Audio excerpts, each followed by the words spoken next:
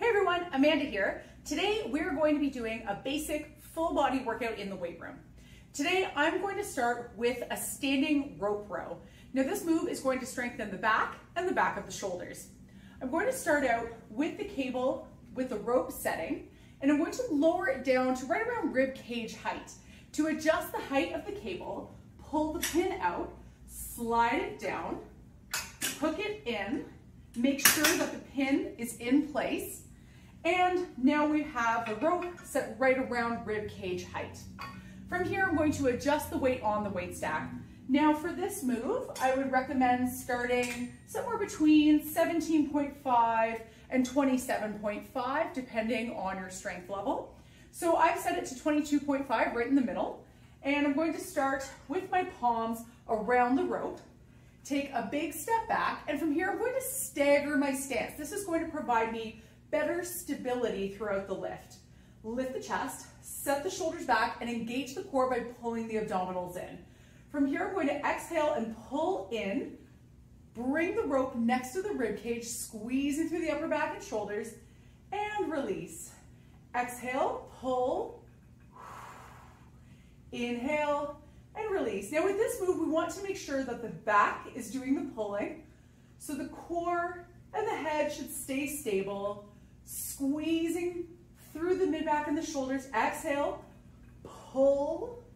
And a great way to visualize this exercise is by imagining that there's a pop can between your shoulder blades, and every time you pull your arms back, the goal is to crush the pop can. One more here for 8 reps. And release. Walk it back in and lower the rope down. For this move, you can do 8 to 10 reps.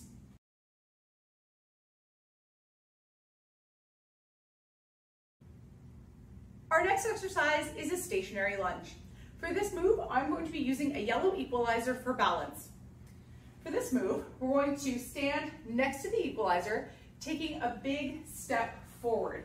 Now in this move, we want to make sure that we're in a staggered stance wide enough that when we lunge down, the forward knee will stay directly aligned over top of the ankle. That back foot heel should be lifted, and the chest lifted, and the shoulders back. Hold on to your equalizer with your other hand, and the hand that's on the same side as the forward leg can go on your hip. Lift the chest and pull the shoulders back. Let's lunge down. Inhale and exhale. Try to push off from that front leg heel, keeping the chest lifted. Breathing deeply. Let's go for 3 more. Inhale, exhale. 1 left here. And gently lift up, stepping out of the lunge. Let's take it over to the other side. So whichever foot was your forward leg is now going to become the back leg. Let's stagger our stance. Once again, the back heel is lifted, chest is lifted, hand on the hip, and opposite hand on the equalizer for balance. Shoulders back. Here we go for 6 reps. Inhale, exhale.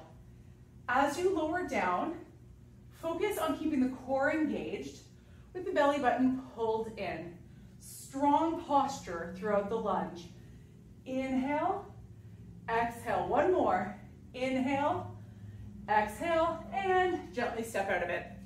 For lunges, I always recommend starting with 2 sets of 6.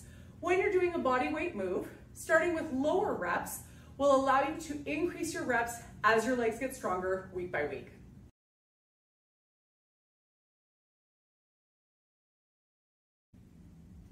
Our next exercise is a dumbbell chest press performed on a flat bench. For this, I would recommend starting with anywhere from 10 to 20 pound dumbbells, and I've selected 15s for this move. Hold a dumbbell in each hand, placing them just on top of the thighs. Boost 1 foot up at a time to use momentum to lift the dumbbells toward the shoulders, and slowly lower down toward the bench. With the elbows at a 45-degree angle pointing down from the shoulders, and palms facing in toward the torso, lift the chest, pull the shoulder blades back and down, and make sure that the feet are flat on the floor. There should be a natural arch in the lower back. Exhale, press the dumbbells up and in about 1 inch apart. Inhale, rotation of the palms so that they're again pointed at 45 degrees. bring the upper arm parallel to the floor, and exhale, press back up. Inhale on the lower, and exhale on the press up. We're going to perform 8 to 10 reps of this move. Exhale. Inhale, breathing through it. Exhale. Inhale. Let's go for 2 more reps.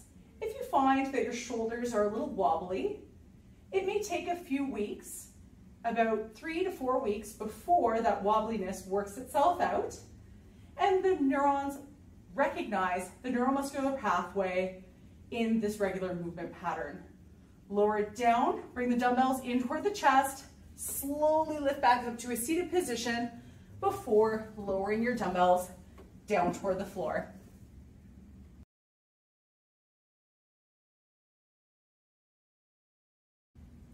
The next move that we're going to perform is a core strengthening move called a stability ball rollout.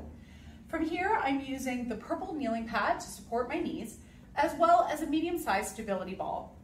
I'm going to begin in a kneeling position, placing my forearms quite low on the ball. And the reason for starting with them low is that when we roll out, our arms are going to end up on top of the ball, without the chest resting on top of the ball as well. So back is flat, chest is out, and forearms are low with the wrists resting on top of the ball. From here, exhale, extend the knees, pushing the chest out, maintaining a flat back, extending until you feel the core engage, and inhale and roll back in. Exhale, roll out. Inhale and roll back in. Exhale, roll out. Bracing through the abdominals. Now in this move, it is possible to roll out too far. When you roll, it should feel that the lower back is stable and in a neutral position. One more here, the entire time. Exhale, and back in. The move that we want to avoid with the lower back is going too far, which I will demonstrate to you now. If I start low on the ball, roll out very, very far, my lower back may droop, and I may find that my chest is almost touching or touching the ball. So we want to make sure that we always keep the core engaged, just rolling out enough that the lower back feels stable.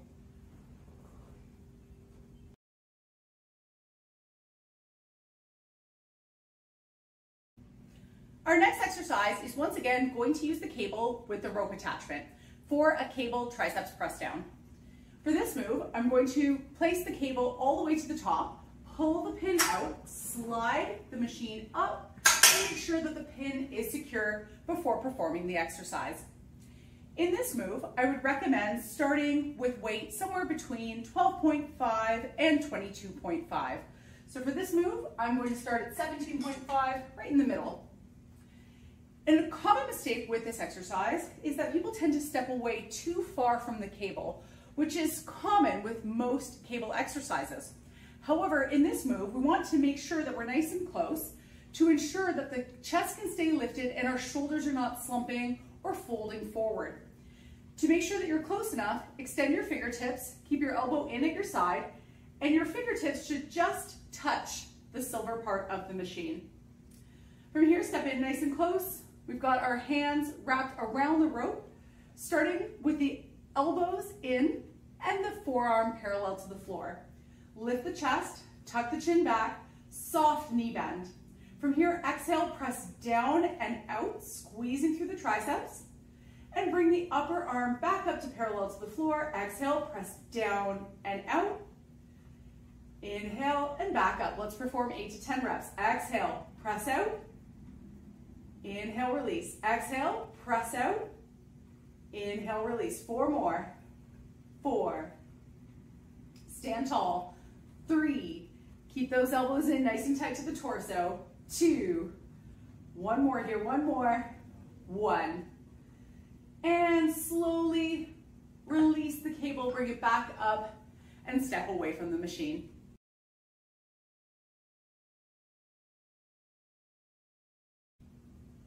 The final exercise in our full body circuit is using a mini band. We're going to place the mini band just around the widest part of the calf. You can do this from a standing position or from a seated position. Loop the band around the foot, stepping into the band, placing both legs inside and securing the band around the widest part of the lower leg. Begin with the feet shoulder width apart, slowly squatting down into a semi-squat. You can have your shoulders back, hands on your hips or arms at your sides. Press the heels down into the floor and keep the chest pushed out. We're going to start by stepping to the right for 4 steps. Press the heels into the floor and bring the other leg. Press the heel into the floor and step with the other leg. 3, one more in this direction, 4, and back the other way, 4, 3, stay low, 2, 1. Let's repeat that cycle.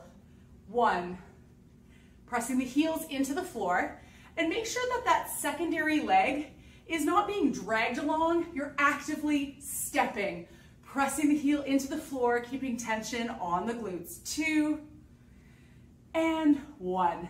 Now for this move, we've just done 8 reps per side. You could also do a third round to make it 12 reps per side.